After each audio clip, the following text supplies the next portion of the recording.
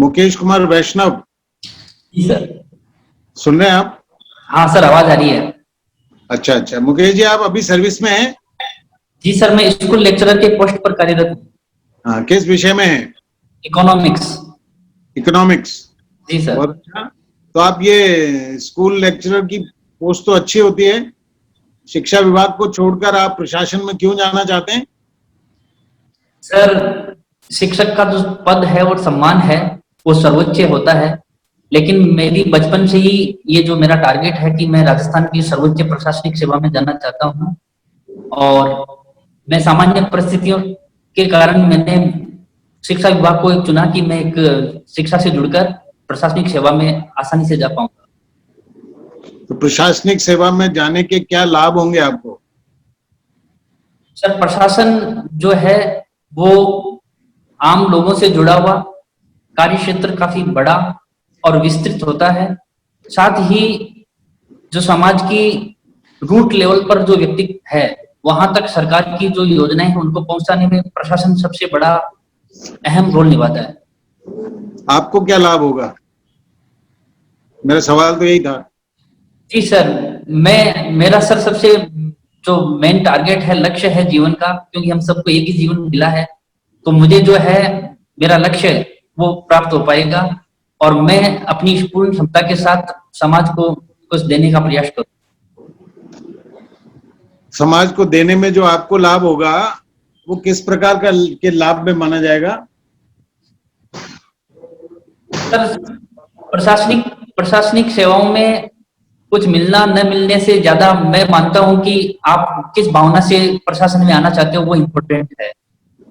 हाँ, मैं वही पूछ रहा हूँ कि समाज को कुछ देने की भावना से व्यक्तिगत लाभ क्या होता है, किस प्रकार का लाभ माना जाता है? सर, मैं जहां तक मानता हूं कि व्यक्ति समाज में अपने लाभ के लिए न सोचकर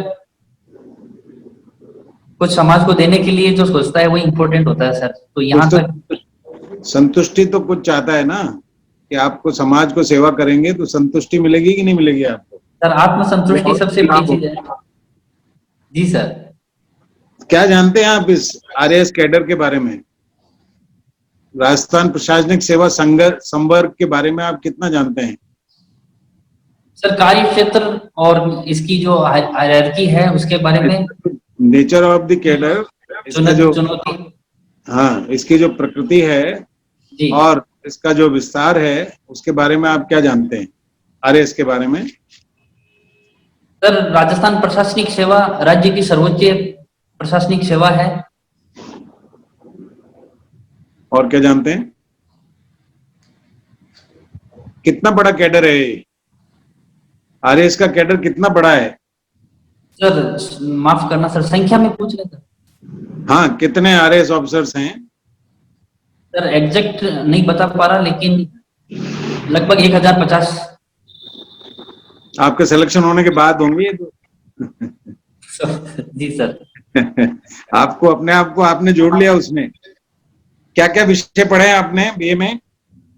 सर, इकोनॉमिक्स ऑनर्स और ज्योग्राफी। इकोनॉमिक्स ऑनर्स के साथ ज्योग्राफी था। जी तो आप सर। मुझे बताएं कि ये जो गलवान क्षेत्र है, जी गलवान क्षेत्र में भारत की सीमा कितनी लंबी है? सर, सॉरी सर, मैं क्वेश्चन नहीं सुन पाया। चाइना के साथ गलवान में जो हमारी सीमा लगी हुई है, गलवान क्षेत्र जो अभी चर्चा में है, जी वो कितनी लंबी सीमा है? सर, गलवान का सर मेरी जानकारी में नहीं है सर। सीमा गलवान, की लंबाई सीमा की लंबाई जानकारी नहीं है सर। अच्छा, पेंगोंग शो, शो कहते हैं झील को। जी ये सर। पेंगोंग झील की समस्या क्या है?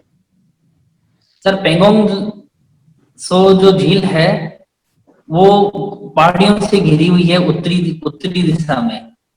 वहां पर कुछ फिंगर्स हैं जो पहाड़ियां, उनको फिंगर्स के नाम से जाना जाता है, फिंगर 1 से फिंगर 8।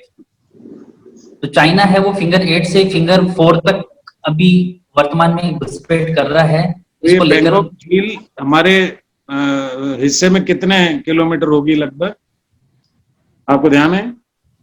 Sorry sir. अच्छा, कोई बात नहीं। हमारी जो उत्तर पश्चिमी सीमा है उस पर एक बोलन दर्रा हुआ करता है, पहले भी था, जी वो बुलंद दर्रा अभी कहाँ है, किस प्रदेश में आता है? प्रदेश में सर, पाकिस्तान में है सर। किस प्रदेश, पाकिस्तान के किस प्रदेश में आता है? सर मैं निश्चित नहीं हूँ सर इस बार, अच्छा, अनुमान लगा सकता हूँ सर।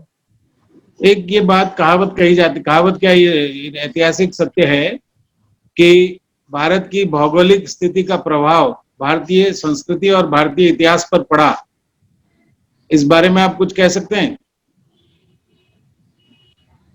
भारतीय भूगोल का भारतीय संस्कृति और इतिहास पर प्रभाव, क्या प्रभाव पड़े?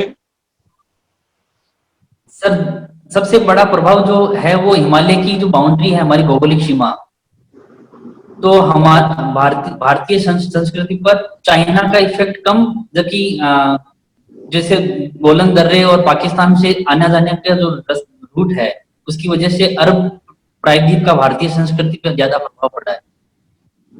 अरबों का प्रभाव ज्यादा पड़ा है हमारे यहाँ, एक उदाहरण दे सकते हैं? सर जैसे प्रारंभिक जो युद्ध है भारत पर विदेशी आक्रमण, वो भी अरब से ही हुए हैं। पहला युद्ध कब हुआ? सर 707वीं शताब्दी में सर। पक्का है? पक्का है? आप आर यू श्योर? सर इससे पहले भी सिकंदर का आक्रमण सर। चलो कोई नहीं, अभी आप मुझे ये बताएं कि राजस्थान में पहली निर्वाचित सरकार जी सर। के पहले मुख्यमंत्री कौन थे? Sir Tikaram Paliwal sir. आप जानते टीकाराम पालीवाल को के बारे में? सर वो टोंक जिले से बिलोंग करते थे। अच्छा, तो दूसरा प्रश्न ये बताएं आप, आजकल पंचायत चुनाव चल रहे हैं, कुछ हो गए, कुछ पहले हो गए, है ना? कुल कितनी पंचायतों के चुनाव हुए?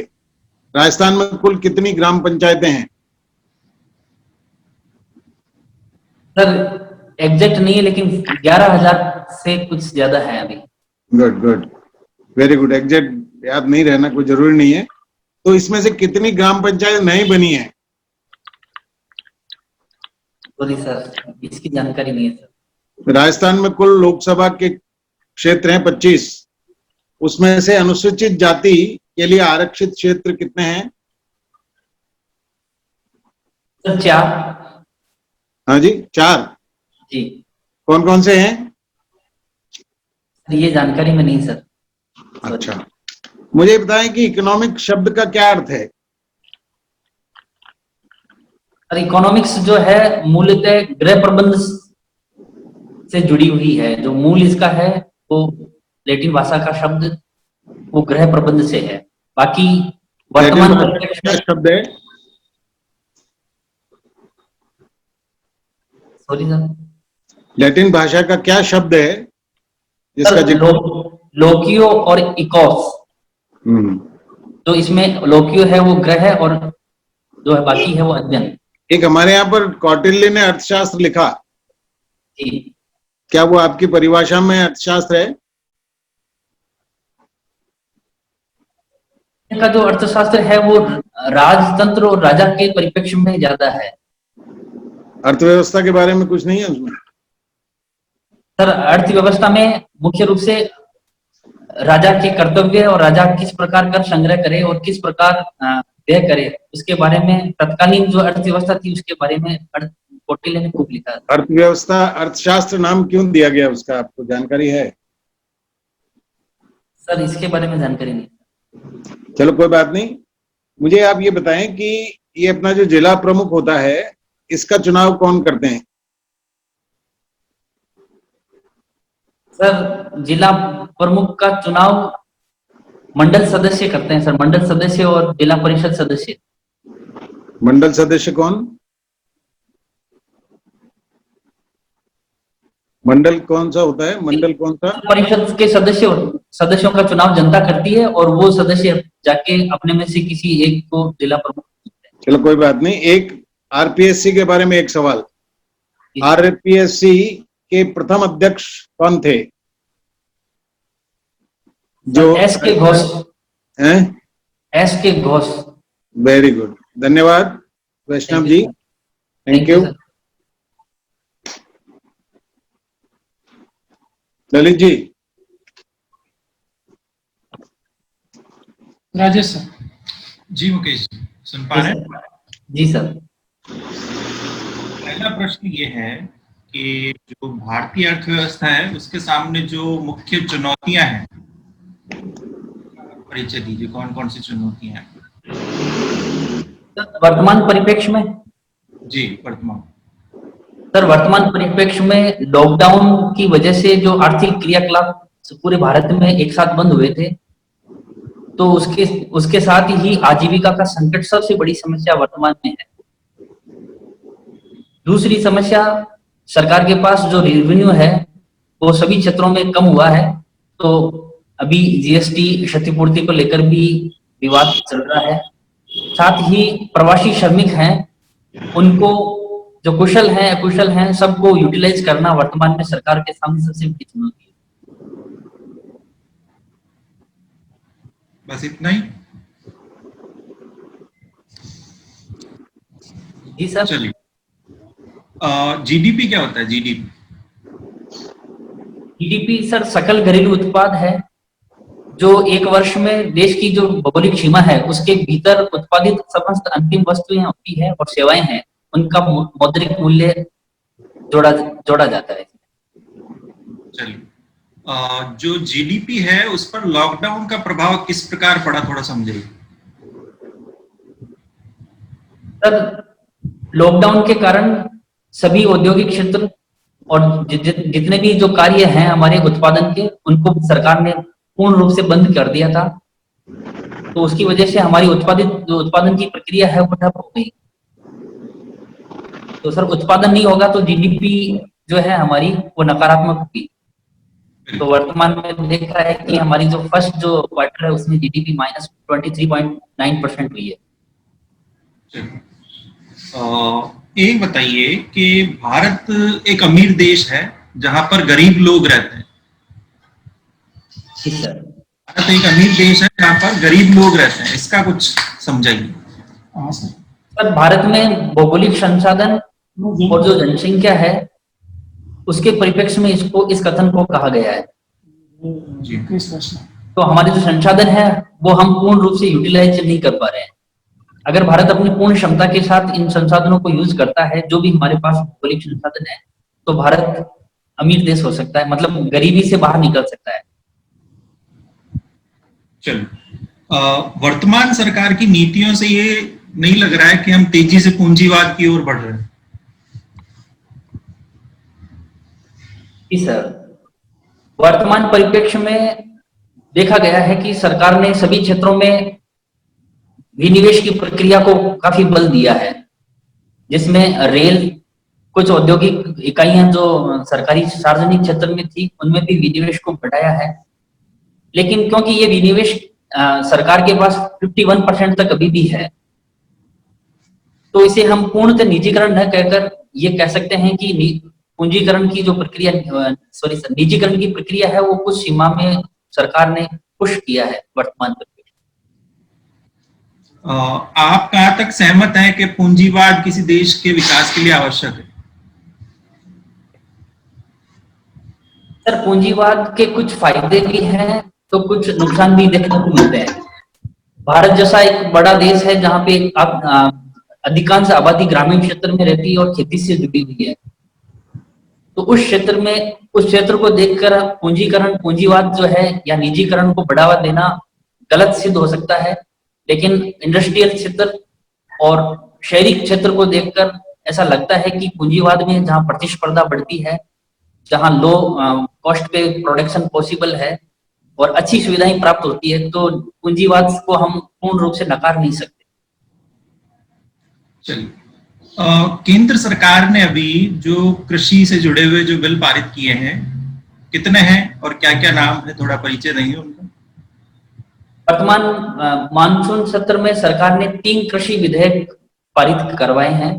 जी। तो पहला है वो कृषि पर आवश्यक वस्तु अधिनियम में संशोधन किया। आवश्यक वस्तु अधिनियम 1955 में संशोधन किया है। दूसरा कृषि उत्पाद व्यापार और वाणिज्य से संबंधित है। और तीसरा सर कॉन्ट्रैक्ट फार्मिंग से रिलेटेड है, वो एग्जैक्ट नाम मुझे याद नहीं है, संविदा कृषि से संबंधित है। विरोध क्यों हो रहा है? सर सबसे बड़ा जो इसमें विरोध का कारण है वो ये है कि सरकार ने ये किसानों को अनुमति प्रदान कर दी कि वो अपने उत्पाद को कृषि मंडी में न बेचकर कहीं पर भी विक्रय कर सकते हैं। तो किसानों का ये मानना है कि इससे जो सरकार की जो मंडियां हैं वो खत्म हो जाएगी और एमएसपी जो न्यूनतम समर्थन मूल्य किसानों को प्राप्त होता है वो भविष्य में बंद हो सकता है। तो इन दो इशू को लेके किसान विरोध का प्रदर्शन करते हैं। आपका व्यक्तिगत मत क्या है? क्या इसके नुकसान होंगे या फायदे होंगे? सर न्यूनतम समर्थन मूल्य किसानों को एक सुरक्षा कवच उपलब्ध करवाता है, लेकिन एक लंबी स्टडी ये भी कहती है कि कृषि उत्पादों को अगर किसान केवल मंडी में ही जाके विक्रय करता है तो उसको व्यक्तिगत रूप से खूब नुकसान भी होता है। तो ये एक अच्छा कदम मेरे अनुसार है, लेकिन सरकार ने इसको पूर्ण तैयारी और कृषि जो यूनियन है और वर्तमान जो परिस्थितियां हैं इसको देखकर इसको जल्दबाजी में लेके आई है, इसके लिए ज्यादा विरोध है। बाकी किसानों को निश्चित रूप से इससे फायदा जरूर होगा। अच्छा, आपने बार बार एमएसपी वर्ड यूज किया है, एमएसपी क्या है थोड़ा इसका बताइए। न्यूनतम समर्थन मूल्य सरकार द्वारा किसानों को दिया गया एक गारंटीड मूल्य है जो कृषि उत्पादों को किसान बोता है, बीज जो फसल करता है उससे पहले सरकार उसकी घोषणा करती है। तो कितना भी उत्पादन हो जाए सरकार उसको खरीदने के लिए बाध्य होती है। आपने अभी शब्द यूज किया गारंटी, लेकिन ये जो बिल आए हैं उनमें गारंटी तो कहीं पर भी नहीं है, इसीलिए विरोध हो रहा है इस चीज। जी सर, एमएसपी खत्म हो जाएगी इसके कारण ही इस बिल का है जो विरोध किया जा रहा है। आपने जो गारंटी शब्द यूज किया है वो गारंटी तो दे नहीं रही है सरकार, फिर गारंटी कैसे समर्थन मूल्य में? केवल कृषि उत्पाद मंडी में है सर, वहां पे अगर किसान बेचता है तो ही एमएसपी का लाभ दिया जाएगा, अगर वो मंडी से बाहर बेचता तो नहीं दिया जाएगा। अच्छा, चलिए एक लास्ट प्रश्न मेरा कि एमएसपी कौन निर्धारित करता है? सरकार शब्द यूज नहीं लेंगे आप, एमएसपी कौन निर्धारित करता है भारत में? सीएसीपी जो है कृषि लागत और मूल्य आयोग, वो सरकार को सिफारिश करता है और फिर आर्थिक मामलों की जो कैबिनेट होती है वो एमएसपी को घोषित करती है। चलिए, कृषि के सामने क्या चुनौतियां हैं अभी भारत में? तो भारतीय अर्थव्यवस्था में कृषि से संबंधित सबसे बड़ी चुनौती वर्तमान परिप्रेक्ष्य में यह है कि किसान खेती छोड़ रहे हैं। खेती हर मजदूर भी खेती से धीरे धीरे हट रहे हैं और ये जो खेती पर जो भारतीय जनसंख्या का जो दबाव है वो धीरे धीरे कम हो रहा है और ये सीधे सेवा क्षेत्र से जुड़ रहे हैं। तो ये एक भारत की अर्थव्यवस्था की समक्ष बड़ी चुनौती है अगर हम द्वितीय क्षेत्र को भी प्रमोट करें। चलिए ठीक है सर। जी सर, लोहिया सर वापस। हेलो जी सर, नमस्ते सर। बंद हो गया था, डिस्कनेक्ट हो गया था। मुकेश जी आवाज आ रही है? जी सर नमस्ते। जी नमस्कार, सुन पा रहे हैं मुझे? जी सर बिल्कुल। अच्छा, मुकेश जी आपने बीए किया, बीएड किया, एमए, नेट क्वालिफाई हैं, इंटरव्यू भी कई बार दे चुके हैं आरएएस का। जी सर। तो मुझे तो ऐसा लग रहा है कि आप योग्य ही नहीं है इस पोस्ट के लिए। इतने सालों से आप प्रयास कर रहे हैं लेकिन उसके बाद भी अभी तक सिलेक्ट नहीं हो पाए हैं। सर मेरे प्रयास में ही कुछ कमियां रही होगी कि मैं अभी तक राजस्थान प्रशासनिक सेवा में शामिल नहीं हो पाया हूं, लेकिन इस बार सर मैंने पूर्ण मनोयोग और पूरी क्षमता के साथ प्रतिस्पर्धा में भाग लिया है, तो निश्चित रूप से मेरा इस बार चयन होगा। आप में कमियां हैं, आपके प्रयास में कमियां हैं? सर कुछ परिस्थितियों के कारण मेरे प्रयास में भी कुछ कमियां रही है सर। 3 कमियां बताइए जो अब तक आपने महसूस की हो, जो आपके प्रयास में देखी आपने। सर सबसे पहले तो राजस्थान लोक सेवा आयोग द्वारा जो राजस्थान प्रशासनिक सेवा का जो सिलेबस है उसमें बदलाव हुआ, तो सर मैं उसके साथ अपने आप को जोड़ नहीं पाया सर।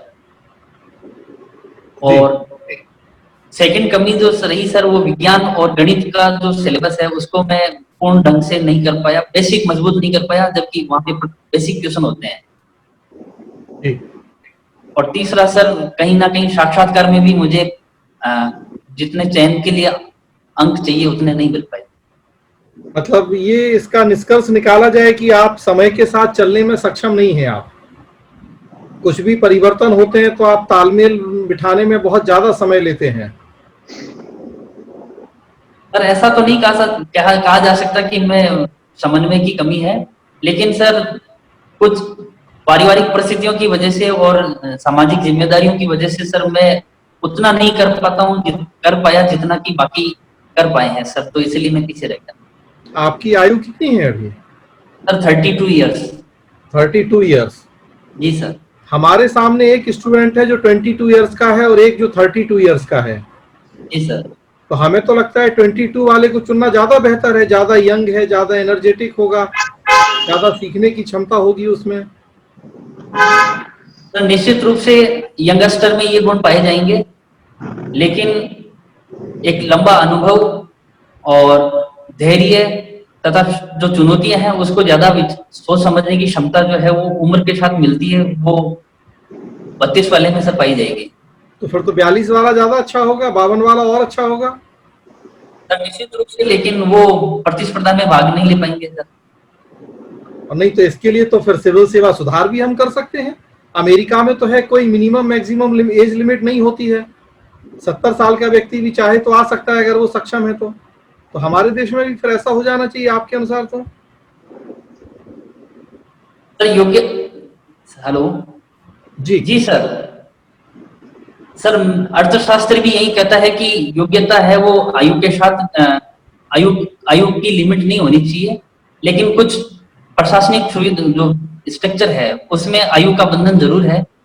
लेकिन योग्यता अगर है तो सर भारत सरकार ने भी मुझे याद है कि किसी सचिव पद पर आयुर्वेद विभाग के किसी वरिष्ठ डॉक्टर को सर पदस्थापित किया था, तो सर ये होना चाहिए सर। अच्छा, चलिए ठीक है। न्यूज़पेपर पढ़ते हैं आप?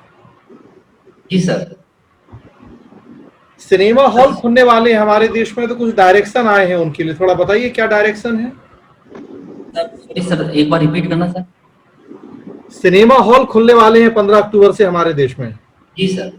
क्या डायरेक्शन है जिनको सिनेमा देखने जाना है उनके लिए और जिनको सिनेमा दिखाना है उनके लिए? सर सबसे पहली इसमें सोशल डिस्टेंसिंग का पालन करना होगा, मास्क अनिवार्य होगा, और एक शो के बाद दूसरे शो में अंतराल को बढ़ाया है ताकि भीड़ एक साथ आए और न जाए। एक सीट के बाद दूसरी सीट को खाली रखा जाएगा तथा बीच में प्रत्येक शो के बीच में जो है उसको सैनिटाइज किया जाएगा पूरे सिनेमा हॉल। अच्छा, खाने पीने के आइटम से जुड़ा हुआ भी कुछ है प्रोविजन? जी सर। क्या? केवल पैक फूड, जो खाने पीने के सामान है वो पैक किए हुए हैं, वो ही उपलब्ध करवाए जाएंगे। अच्छा, आजकल ओटीटी का जमाना है, तो आपको लगता है कि सिनेमा हॉल खोलने का औचित्य है कुछ?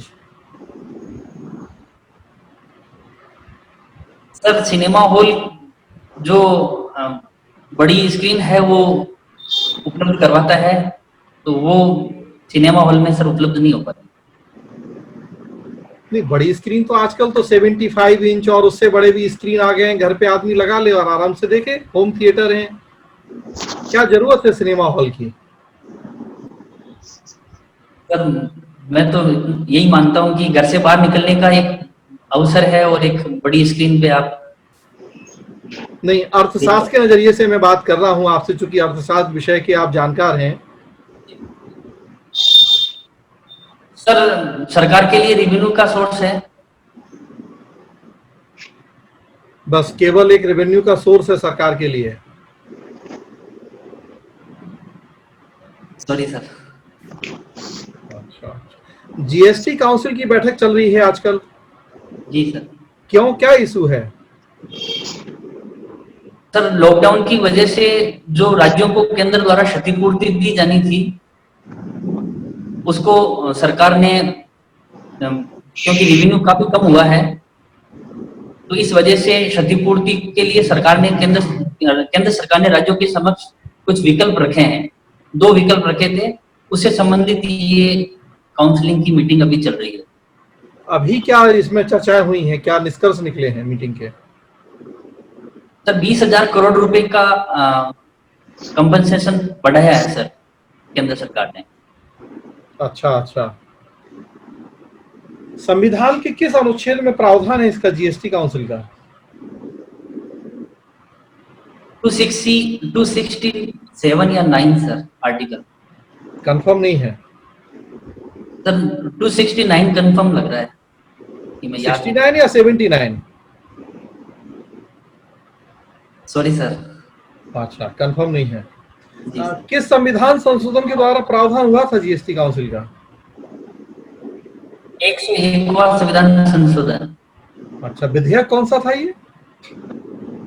सर 122वां। 122वां था। जी सर। कंफर्म है? सर कंफर्म नहीं सर। अच्छा, कंफर्म नहीं है, यहाँ भी कंफ्यूज है। अच्छा अच्छा, अब तक कितने संविधान संशोधन हो चुके हैं? सर 103 संविधान संशोधन हो चुके हैं। क्या है लास्ट 103? ईडब्ल्यूएस जो आर्थिक पिछड़ा वर्ग है उनके लिए आरक्षण के लिए प्रावधान। अच्छा, और 102 क्या था? ओबीसी आयोग है उसको संवैधानिक दर्जा दिया गया। Okay, very good. एक लास्ट प्रश्न का जवाब दें। हाथरस आजकल बहुत चर्चा में है, जी सर। क्या इशू है? सर यूपी के हाथरस में एक दलित लड़की के साथ बलात्कार और उसके बाद उस लड़की की मौत हो गई, तो इसको लेकर वर्तमान में ये चर्चा में है।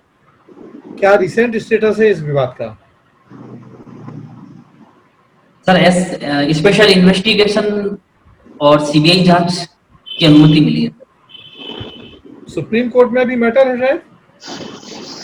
जी सर। क्या कहा है सुप्रीम कोर्ट ने? सुप्रीम कोर्ट में सर माननीय न्यायाधीश जो मुख्य न्यायाधीश है उन्होंने इसको आश्चर्यजनक घटना कहा है कि रात में जो है लड़की का अंतिम संस्कार किया गया, उसको आश्चर्य कहा है। ओके, ठीक है, okay, thank you sir. Thank you sir. Sir हमारे बीच गौरव सोनी आ रहे हैं। गौरव जी मेरी आवाज आ रही है? गौरव जी? हाँ नमस्ते। तो गौरव सोनी आ रहे हैं, हमारे पैनल में शामिल हो चुके हैं।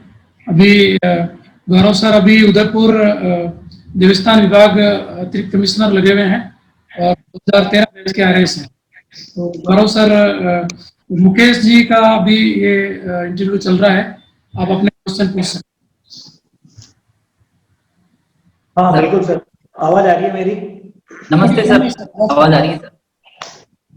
हाँ नमस्ते मुकेश जी। मुकेश जी, आपका ये कौन सा अटेम्प्ट है RS साक्षात्कार के लिए? सर तीसरा। इसके पहले के 2 अटेम्प्ट मतलब आप इंटरव्यू दिया था या कुछ और स्तर पे अटक गए थे? कहाँ पे अटक गए थे? सर पिछले दोनों इंटरव्यू, सर एक इंटरव्यू दिया पिछला, उससे पहले मेंस में रह गया था।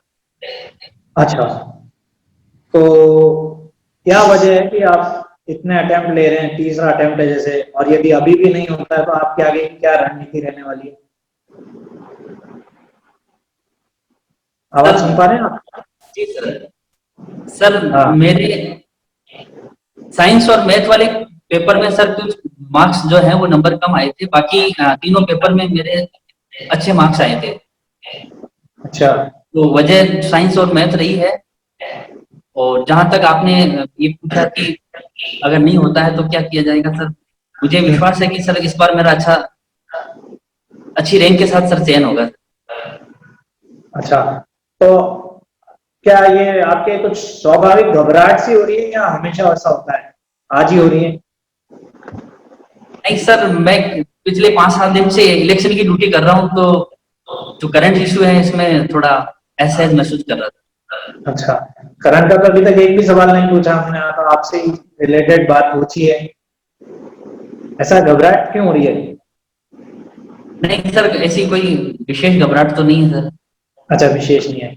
अच्छा ठीक है, आज की आपने हेडलाइन अगर देखी हो अखबार की, क्या थी खास हेडलाइन जो है? सर तो थानागाजी में बलात्कार की घटना हुई थी अप्रैल 2019 में। अच्छा उसका जो है निर्णय SC/ST कोर्ट से आया था, वो सबसे बड़ी हेडलाइन। अच्छा, ये है तो ये आवाज आ रही है आपको? आप दिख जी नहीं सर। रहे हो? जी सर। अच्छा, एक चीज आप बताओगे, आजकल अखबार में एक शब्द चल रहा है, क्वाड। क्वाड, जी सर। जी what sir. Is quad? Quad से क्या समझते हैं, क्या चीज है ये? सर क्वाड 4 देशों का एक समूह है, इसमें अमेरिका, ऑस्ट्रेलिया, जापान और भारत शामिल है। अच्छा वर्तमान में जो हिंद महासागर और प्रशांत महासागर में चीन की गतिविधियां बढ़ रही है और जो अग्रेशन देखने को मिल रहा है, उस परिप्रेक्ष्य में क्वाड की वर्चुअल मीटिंग अभी विदेश मंत्रियों की हुई थी सर। कहाँ हुई थी? सर जापान से, बाकी मीटिंग वर्चुअल हुई, ऑनलाइन। करी थी मेनली, मुख्य आयोजन करता कौन थे? सर जापान, जापान से सर। हरीश और जापान था? Sir yes sir. अच्छा, आपने ये भी सुना होगा कि नोबेल पुरस्कारों की घोषणा होना शुरू हो गया है? इस वर्ष के नोबेल पुरस्कार कौन कौन से क्षेत्र में अभी तक दिए जा चुके हैं, घोषणा हो चुकी है? सर चिकित्सा और भौतिकी के क्षेत्र में नोबेल पुरस्कारों की घोषणा हो चुकी है। इन दोनों के बारे में बताओ आप, किनको किस बारे में मिला है? चिकित्सा का नोबेल पुरस्कार 3 वैज्ञानिकों को दिया जाएगा। जो हेपेटाइटिस C वायरस है, उस पर शोध के लिए दिया जाएगा। अच्छा, और भौतिकी का नोबेल पुरस्कार है वो आकाशगंगा और ब्लैक होल की जो निर्माण की थ्योरी है, उसके लिए दिया जाएगा। हेपेटाइटिस सी का मतलब क्या है? इससे पहले कौन कौन से हेपेटाइटिस है और ये क्या होता है, थोड़ा बताएंगे? हेपेटाइटिस जो है वो लीवर से संबंधित बीमारी है, और हेपेटाइटिस A और B, इसके अलावा भी है सर, इसके वायरस है, लेकिन A और B मुझे याद है। हेपेटाइटिस वायरस से होता है या बैक्टीरिया से? हेपेटाइटिस वायरस लिखा था। Are you sure? Sir newspaper में हेपेटाइटिस वायरस C की खोज के बारे में लिखा था। अच्छा, न्यूज़पेपर वाले तो कुछ भी लिख सकते हैं। न्यूज़पेपर वालों का तो इतना स्तर नहीं होता एजुकेशन का, कई बार रिपोर्टर जो होते हैं। तो फिर सर इतनी बड़े स्तर पर गलती मैं नहीं मानता कि न्यूज़पेपर वाले कर सकते हैं। अच्छा, आपने भी तो अध्ययन किया है, साइंस को पढ़ के आए हैं आप। आपका मन और आपका ज्ञान क्या कहता है, ये वायरस है या बैक्टीरिया है? सर मैंने तो बैक्टीरिया ही पढ़ा था सर। आपने बैक्टीरिया पढ़ा था और अखबार वाले वायरस लिख रहे हैं, तो आपको क्या लगता है दोनों में सही कौन है? सर मैं खुद देखो, एक बार देखना पड़ेगा सर, अभी तो मैं कुछ कह नहीं सकता इस बारे में। अच्छा चलिए, ये आपने अच्छी बात बताई। अच्छा, आप टीचर हैं वर्तमान में? जी सर। कहाँ पर है आपकी पोस्टिंग? सर यहाँ बड़ी नागौर डिस्ट्रिक्ट। रियाबाड़ी, नागौर डिस्ट्रिक्ट। तो मुकेश जी एक बात बताइए, टीचर सबसे ज्यादा कौन से कलर का पेन यूज करते हैं? सर रेड और ब्लू। वो किस किस लिए करते हैं? सर छात्रों की जो उत्तर पुस्तिकाएं होती है उसके मूल्यांकन के लिए रेड कलर, और बाकी कार्यों के लिए ब्लू कलर। अच्छा, लेकिन एक बात बताइए, दोनों तरह के पेन आपने बताया और आपने एक भी पेन अपने जेब में जैसा कि टीचर लोग रखा करते हैं नहीं रखा है, इसकी कोई वजह है? जेब होती है, जेब में टीचर्स या सभी लोग रखते हैं, ऐसा माना जाता है। जेब में पेन रखने वाले को थोड़ा माना जाता है कि ये कहीं ना कहीं शिक्षा या पढ़ाई लिखाई से संबंधित कार्य करता है। जी सर। सर तो समाज भी उम्मीद करता है कि शिक्षक के पास जो है उसका सबसे बड़ा हथियार है, वो पेन है, वो होना चाहिए, और अधिकांश होता भी है सर, और इसी से उसकी पहचान सुनिश्चित होती है। जैसा तो आपने नहीं रख रहा था, इसका क्या कारण रहा आज? सर साक्षात्कार में जो उसका जो डेकोरम है उसके अनुसार पेन आप नहीं रख सकते सर, इसलिए मैंने पेन नहीं रखा, बाकी साइड में रखा सर। अच्छा, नहीं साक्षात्कार में डेकोरम में ये कहाँ लिखा है कि पेन नहीं होना चाहिए में? सर लोक सेवा आयोग में जब भी हम इंटरव्यू देने जाते हैं तब हमारे पास अगर पेन होता है तो सर वो हटवा देते हैं पेन।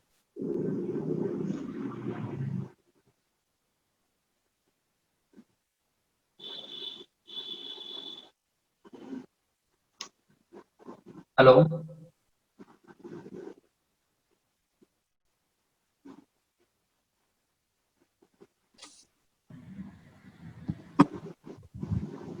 गौरव सर। सर आवाज आ रही है?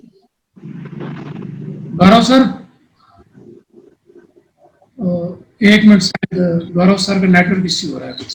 चलिए आपसे कुछ क्वेश्चन मैं पूछ लेता हूँ। मुकेश जी, गाँव है आपका गुड़ा जोधा। जी सर। मेरी आवाज आ रही है आपको मुकेश जी? हाँ सर आवाज आ रही है सर। ये गुड़ा जोधा गांव है आपका? जी सर। ये क्या गुड़ा जोधा नाम होने का कोई रीजन? सर गांव का नामकरण जो है प्राचीन रियासत काल से ये गांव जुड़ा हुआ है, और खरवा के जो जोधा राजपूत थे उन्होंने इसकी स्थापना की, और ठिकाने को जो है उस समय गुड़ा नाम से जाना जाता था, तो गुड़ा नाम उससे जुड़ा हुआ है। ठीक, गौरव सर जुड़ गए। गौरव सर आवाज आ रही है मेरी? हाँ बिल्कुल आवाज आ रही है। ठीक है, आपके क्वेश्चन कंप्लीट करिए सर।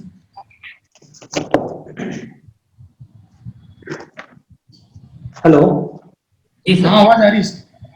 हाँ तो ठीक है मुकेश जी, ये बताइए आप प्रशासन में जो इकोनॉमिक्स का क्या योगदान है?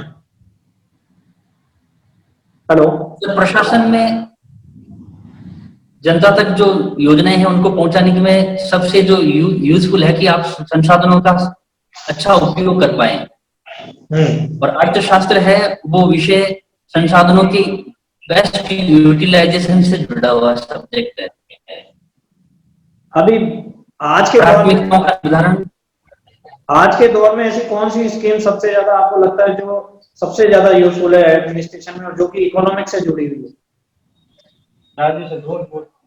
सर वर्तमान में आजीविका की सबसे बड़ी चुनौती भारतीय अर्थव्यवस्था के समक्ष है, तो इस परिप्रेक्ष्य में मनरेगा जो कार्यक्रम वर्तमान परिप्रेक्ष्य में सबसे ज्यादा यूजफुल हो रहा है सर। अभी कोरोना काल में देखा गया कि मनरेगा इतना सफल नहीं रहा। योग्यता कोरोना काल में सर बढ़ी है सर, बड़ी जॉब कार्ड भी बढ़े हैं, कार्य दिवस की संख्या भी बढ़ी है, और सरकार द्वारा इनको जो अकुशल वेतन दिया जाता है वो भी बढ़ा है सर। अच्छा, लेकिन ये मनरेगा केवल ग्रामीण क्षेत्र को लक्षित करके चलाई जा रही योजना है, तो आपको ऐसा नहीं लगता है कि शहरों में कोरोना की मार ज्यादा पड़ी है रोजगार के अवसर में, और शहर वासियों के ऊपर जो प्रभाव पड़ा है उसके लिए सरकार के पास कोई प्रबल योजना नहीं है? जी सर इस पर मंथन चल रहा है कि मनरेगा जैसी स्कीम है वो शहरी क्षेत्रों के लिए भी बनाई जाए, वो नीति आयोग इस पर अभी कार्य कर रहा है। अच्छा ठीक है। अभी कोई फसलों को लेके हाल ही में कुछ विशेष खबर या विवाद ऐसा कुछ नजर में चर्चित रहा, क्या था वो? अभी कुछ दिनों में फसलों को लेके, किसान और फसलों को लेके कोई विशेष कोई चर्चा ऐसी कोई हाल ही में बहुत ज्यादा चर्चित रही कोई बात, वो क्या बात? टिड्डी दल का आक्रमण था।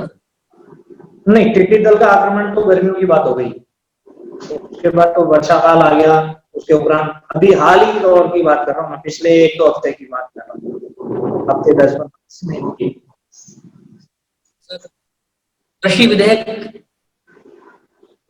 कृषि विधेयक क्या है वो? तो केंद्र सरकार द्वारा 3 कृषि विधेयक वर्तमान में जो सत्र था मानसून सत्र उसमें लेके आए थे, उस पर किसानों के द्वारा विरोध प्रदर्शन देखा गया। क्या विरोध है, कौन विरोध कर रहे हैं, मामला क्या है, थोड़ा बताएं खुल के। सर कृषि उपज है उसको किसान अब सीधे जो है व्यापारी और निजी मंडियों में क्रय कर सकता है। तो जो सरकारी मंडी है उसको उसके खत्म होने और एमएसपी खत्म होने को लेकर किसान विरोध प्रदर्शन कर रहे हैं। एक बात बताइए, यदि आप आरएस नहीं बन सके तो आप क्या करेंगे?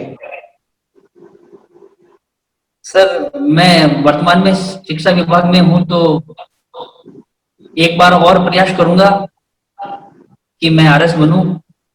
उसके अलावा सर मैं वर्तमान कार्य है वो पूर्ण निष्ठा के साथ करूं सर। तो कहीं आपके मन में अफसोस नहीं रहेगा कि मैं आरएस में सिलेक्शन नहीं हो पाया, तो अब जीना जो है निराशा का एक माहौल जैसा हो जाता है? ऐसा नहीं, आपको ऐसा नहीं लगेगा कि मैं टीचर के लायक नहीं था लेकिन बन नहीं पाया आरएस, मतलब टीचर के लायक नहीं आरएस के लायक था पर आरएस नहीं बन पाया, ये अफसोस आपको बार बार जो एक कचोटेगा, ऐसा नहीं लगता आपको कभी? पूरी क्षमता के साथ अगर प्रयास कर रहा हूं और उसके बाद भी मेरा अगर सिलेक्शन नहीं होता है तो अफसोस वाली बात नहीं रहेगी। अच्छा, अफसोस वाली बात नहीं रहेगी। जी सर। अच्छा, कॉन्फिडेंस के स्तर पे 1 में से 10 नंबर तक का एक स्केल है, उसमें से आप अपने आप को कितने मार्क्स दोगे 10 में से?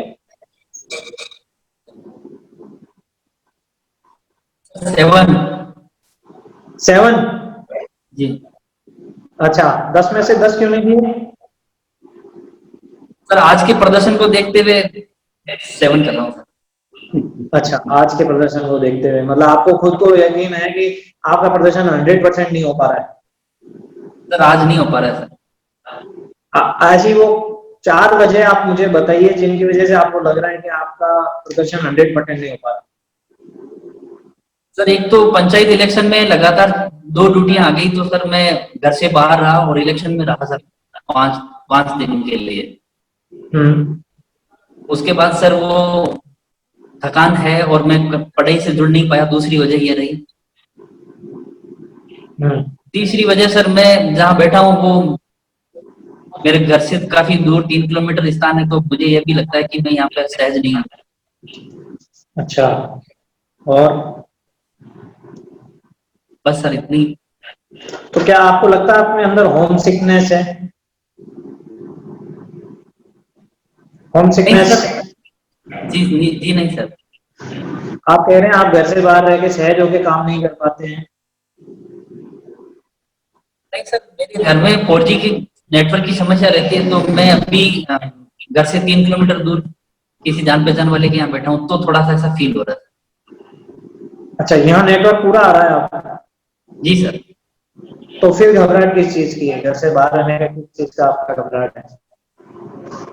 नहीं सर मुझे, आप समझ पा रहे हैं? आपने कहा कि घर से बाहर हूँ, दूर हूँ, ऐसी जगह पे हूँ, इसलिए अनकंफर्टेबल हूँ। नहीं सर मैं ये सोच रहा हूँ कि वो बाकी लोग जो है वो क्या सोच रहे होंगे कि ये क्या कर रहे हैं, बार बार गेट की तरफ भी आ रहे हैं, तो थोड़ा सा ऐसे इसलिए हुआ।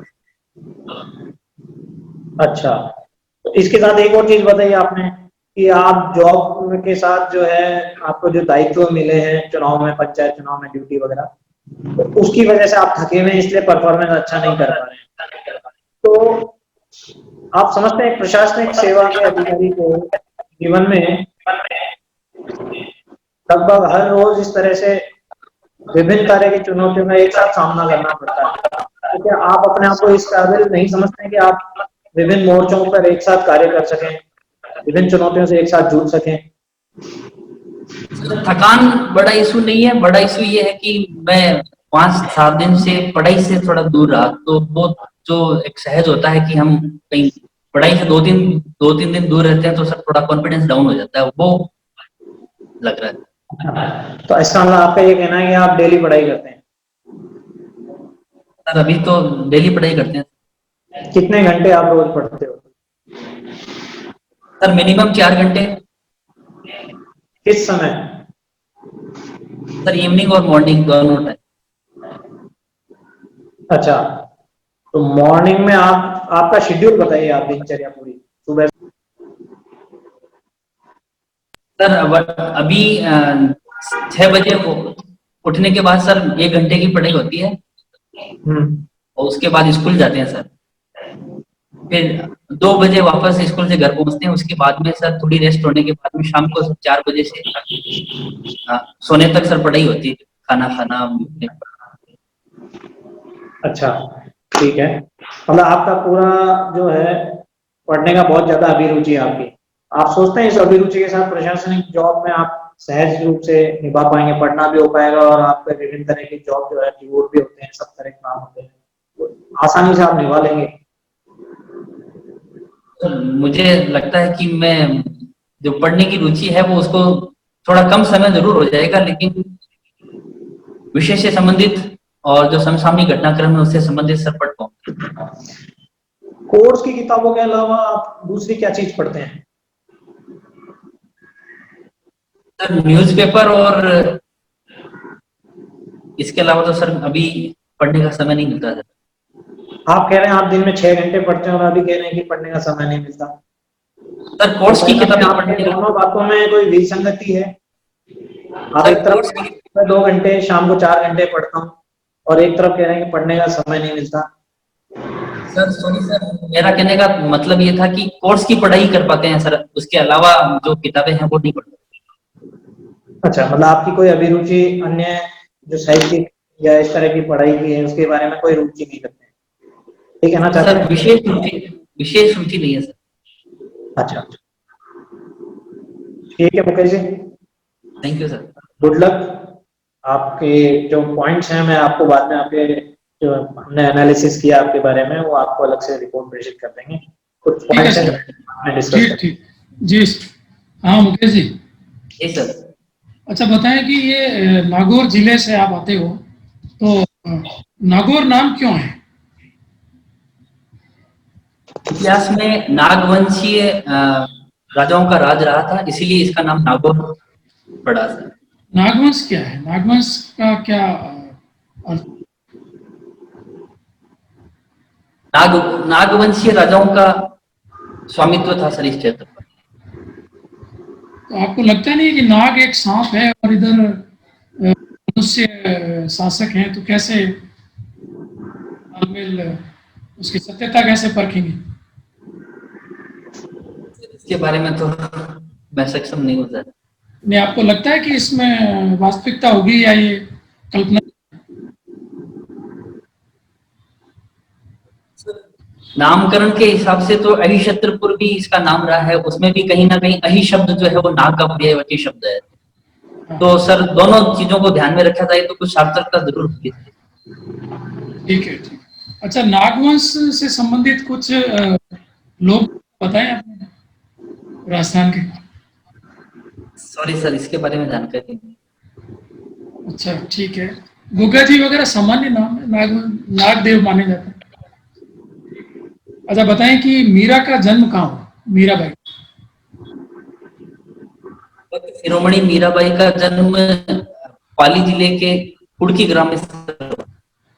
और कुछ इतिहासकार तो वो बाजोली मानते हैं, नागौर का बाजोली। इसमें कुछ इतिहासकार बाजोली को भी मानते हैं, लेकिन बाजोली के जागीरदार थे वो मीराबाई के पिताजी थे, पिताश्री। इस वजह से बाजोली के बाजोली के थे कि कुड़की के थे? जागीरदार कहाँ के थे? जागीरदार सर बाजोली के थे, बाकी मीराबाई का जन्म जो है वो कुड़की ग्राम में हुआ। अच्छा ये बताएं कि मतिरे की राड़ बड़ी प्रसिद्ध है आपके वहां की, मतिरे की राड़। जी सर। क्या है? सर नागौर और बीकानेर की सीमा पर ये मतिरे की राड़ है, वो 1644 की है सर। कौन है शासक? कौन से? हाँ। नागौर के शासक अमर सिंह राठौड़ और बीकानेर के कर्ण सिंह।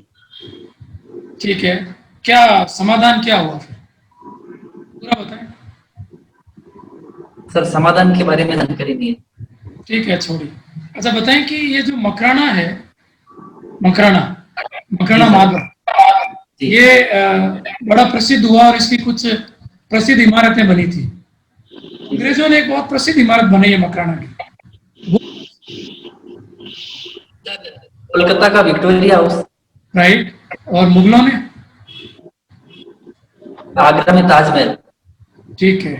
अच्छा बताएं कि कुचामनी ख्याल है, कुचामनी ख्याल, जी इसके प्रसिद्ध कलाकार कौन है? सर, लच्छी राम। बताएं, क्या नाम बताएं? सर लच्छी राम और उगम राज। ठीक। ख्याल होता क्या है? ख्याल सर ऐतिहासिक और धार्मिक महत्व के जो कथानायक है उनके ऊपर उनकी बात को है वो एक कथा के रूप में बयान करता है सर, तो वो ख्याल होता है। ठीक। अच्छा ये बताएं कि एक पांचला सिद्धा गांव है, पांचला सिद्धा गांव, जी सर। ये भी चर्चा में रहा है, काफी चर्चा में रहा है, कारण क्या है इसका? इसके बारे में मैं अवेयर नहीं हूं। ठीक है। अच्छा एक प्रसिद्ध व्यक्ति है Ravi Rathore, colonel Ravi Rathore. Sir Ravi Rathore. Sorry sir. ठीक है। पर्वत सर पशु मेले के बारे में बताइए। पशु मेला सर भाद्रपद पूर्णिमा जो होती है, श्रावण मास की पूर्णिमा, उसके बाद भाद्रपद के कृष्ण पक्ष में 15 दिन के लिए लगता है। ये राजस्थान पशु विभाग द्वारा आयोजित होने वाले सबसे बड़ा पशु मेला भी है राजस्थान में, और इसका आयोजन लोक देवता वीर तेजा के नाम से। ठीक है। अच्छा बताएं कि एक हवा महल जयपुर में है, हवा महल, जी, और एक हवा महल आपके नागौर में भी है कहीं, सुना है आपने कहीं? सॉरी सर, इसके बारे में जानकारी छोड़ दीजिए। ये अणखला क्या है? अणखला सर रिकॉल नहीं कर पा सर। छोड़ दीजिए। अच्छा Rajshri production film, Rajshri film production, सुना है नाम आपने? जी सर। ताराचंद बड़जात्या, जी सर। उनका नागौर से कोई कनेक्शन? सर वो मेड़ता के निवासी हैं। अच्छा। और सर इतनी जानकारी सर। ठीक है।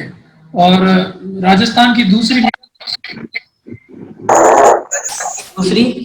मीरा? सर गौरी भाई कांग्रेस के। कुछ अनुमान करिए अच्छे से। सर दक्षिण राजस्थान से संबंधित सर गौरी भाई। ठीक है, छोड़ दीजिए। ठीक है। उपाध्याय सर, उपाध्याय सर मेरी आवाज आ रही है? हाँ आ रही है। जी सर। मुकेश जी, मैंने आपकी प्रोफाइल बहुत बाद में देखी। आप तो कॉलेज में अध्यापक हैं, असिस्टेंट प्रोफेसर हैं इकोनॉमिक्स के।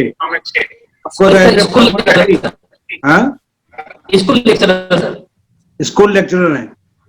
आपने कॉलेज की स्पेलिंग क्या लिखी है? कॉलेज की स्पेलिंग क्या होती है? कॉलेज में पढ़े हैं ना आप? जी सर। कॉलेज की स्पेलिंग सर COLLEAGE। तो आपने तो AGE लिख रखी है आपकी प्रोफाइल में। खैर कोई बात नहीं, आप शिक्षा से जुड़े हुए हैं और वहाँ वो सारे साधन मौजूद होते हैं जो एक इंटरव्यू के लिए जरूरी होते हैं। लाइब्रेरी भी होती है, छोटी होती है, अखबार और पत्रिकाएं भी आती हैं, वो शायद आप कम पढ़ते हैं। तो मेरी आपको ये राय है कि आप पिछले 1 साल की पत्रिकाएं पढ़ें, है ना, और अखबार के संपादकीय पढ़ें। जैसे आज इन्होंने मेरा एक सवाल मैं पूछना चाहता था, क्वाड किसे कहते हैं? आपने बहुत अच्छा जवाब दिया, लेकिन शायद आप उसमें अभी क्लियर नहीं है। क्वाड में पहले कौन जुड़े थे भारत से और बाद में कौन जुड़े हैं, ये सवाल शायद गौरव जी ने पूछा आपसे। तो यू मस्ट बी, और थोड़ा कॉन्फिडेंस की कमी क्यों है? एक शिक्षक में तो कॉन्फिडेंस की कमी होनी चाहिए, क्योंकि जो काम हम कर रहे हैं वो काम आप स्कूल में अपने बच्चों के सामने करते हैं, जी सर। है ना? तो कॉन्फिडेंस लेवल आपका थोड़ा सा कम दिखाई दे रहा है। और आजकल तो सीरियल भी चल रहे हैं, कई नागवंश के बारे में आपसे पूछा, नाग, यक्ष, गंधर्व, किन्नर कौन थे, ये सब आना चाहिए, आपको मालूम होना चाहिए।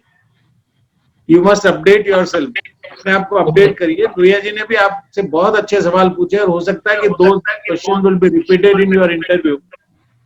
कृषि विधेयक के बारे में आपने बताया, सही नहीं बताया। कृषि विधेयक तो कानून बन चुके हैं, तो कानून का विरोध हो रहा है ना। 3 विधेयक जो है वो कानून बन चुके हैं ऑलरेडी, राष्ट्रपति के सिग्नेचर हो चुके हैं। उसके बारे में आपको ठीक से बताना चाहिए था। ओवरऑल आपका प्रदर्शन ठीक है। You have to prepare yourself for personal interview.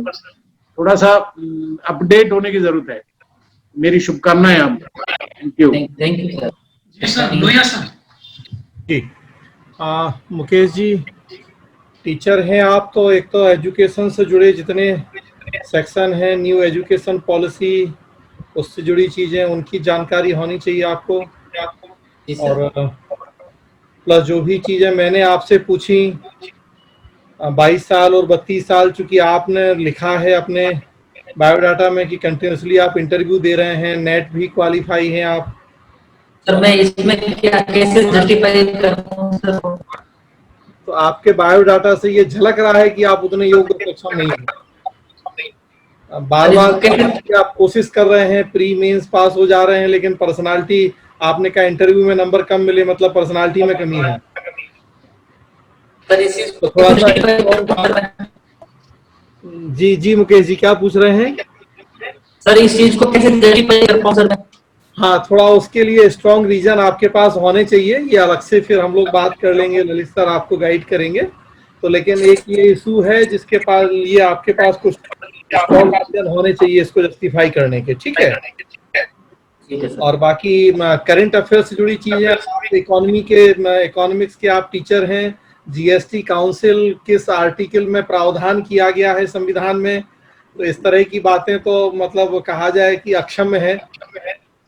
आप टीचर हैं, रोज न्यूज़पेपर में चीजें हैं, तो इन सब के बारे में तो आपको हर चीज की नॉलेज होनी चाहिए। हमसे ज्यादा जानकारी आपको होनी चाहिए, आप उस सब्जेक्ट के टीचर हैं। सर वो एग्जैक्ट आर्टिकल बोल रहा था बाकी। तो इन सारी चीजों के प्रति जागरूक, थोड़ा सा नॉलेज बढ़ाइए। टीचर हैं तो आपको तो वैसे भी पढ़ने पढ़ाने दोनों चीजों की आदत है, होनी चाहिए।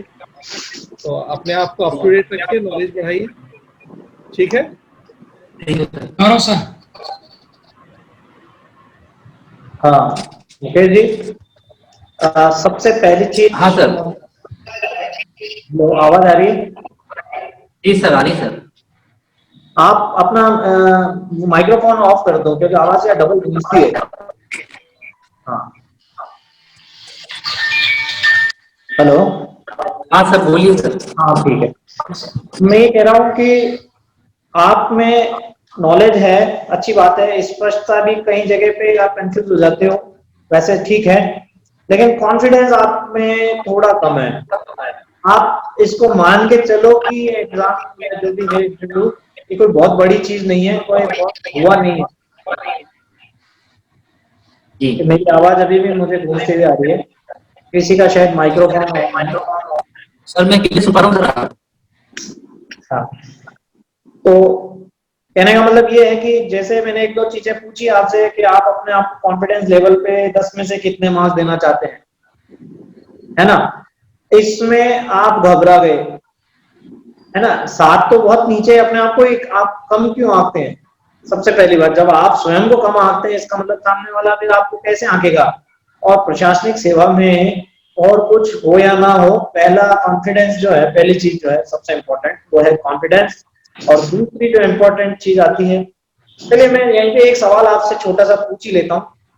आप बताएं, प्रशासनिक अधिकारी का सबसे बढ़िया गुण या सबसे महत्वपूर्ण गुण कौन सा है, होना चाहिए?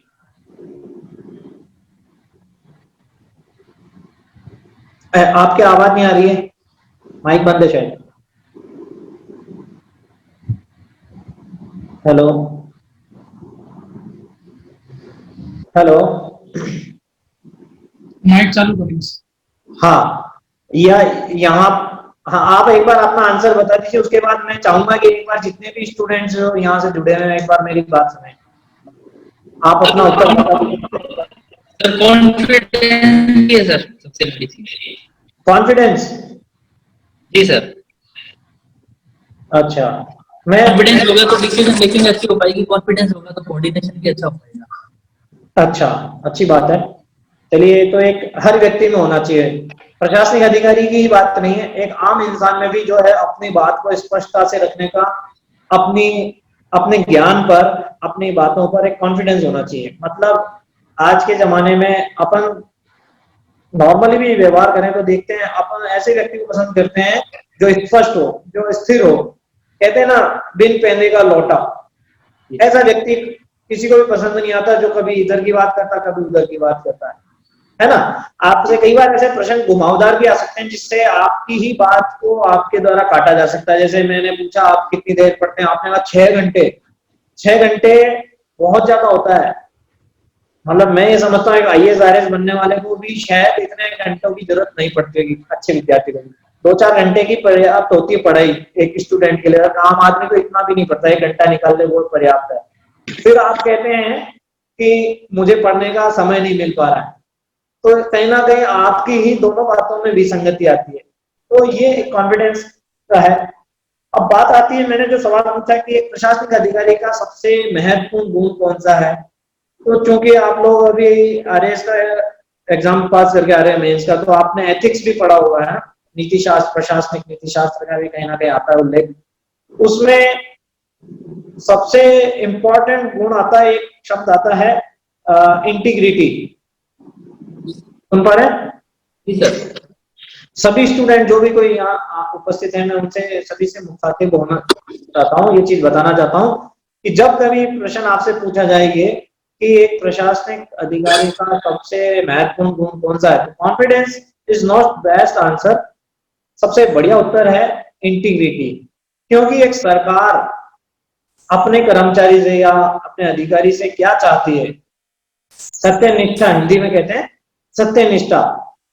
क्योंकि एक अच्छा अधिकारी, एक प्रशासनिक सेवक वही है, लोक सेवक, जो सरकार की नीति को लागू करवाए, जैसा सरकार चाहे वैसा करे, उसमें अपना दिमाग ज्यादा नहीं लगाए अपना। क्योंकि ही इज नॉट जजमेंट, ना वो पॉलिसी मेकर है, ना वो जज है, ना वो पॉलिसी मेकर है। प्रशासन के 3 अंग होते हैं। पॉलिसी मेकिंग का काम जो है वो विधायिका करती है, या उच्च स्तर पे होता है, मंत्री वगैरह लोग करते हैं, है ना, या सीनियर प्रशासनिक ऑफिसर या जो भी है वो लोग करते हैं, IAS वगैरह। लेकिन आम जो RAS ऑफिसर है, तहसीलदार है, इनका काम पॉलिसी बनाना नहीं है, उस पॉलिसी का एग्जीक्यूशन है फील्ड में, है ना।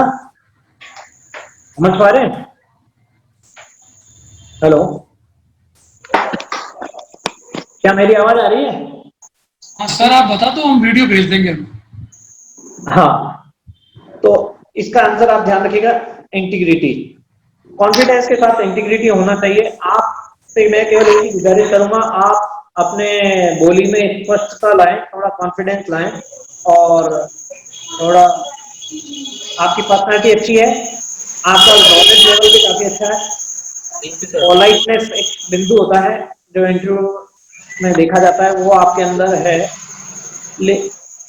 आपको केवल 2 चीजों पे वर्क करना है, अपने कॉन्फिडेंस लेवल पे और अपने ज्ञान की स्पष्टता में, ठीक है। और कुछ चीजें जो आपके लिए बहुत अति आवश्यक है, वो है आपके इकोनॉमिक क्षेत्र का जो बातें हैं, उन पे आप अपने कॉन्सेप्ट पूरे क्लियर कर लीजिए।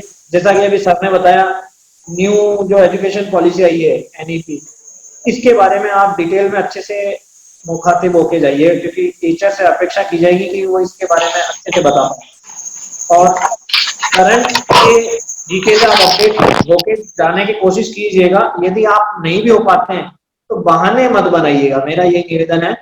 जो बहाने बनाते ना कि मैं 3 दिन से पढ़ाई नहीं कर पाया, मैं यहाँ नहीं जा पाया, वो नहीं कर पाया, इसके बजाय आप पोलाइटली क्षमा मांग लीजिए कि ये मैं इस बारे में अभी अवगत नहीं हूँ। बहानेबाजी थोड़ा सा क्या है, गलत इंप्रेशन देता है। Thank you very much.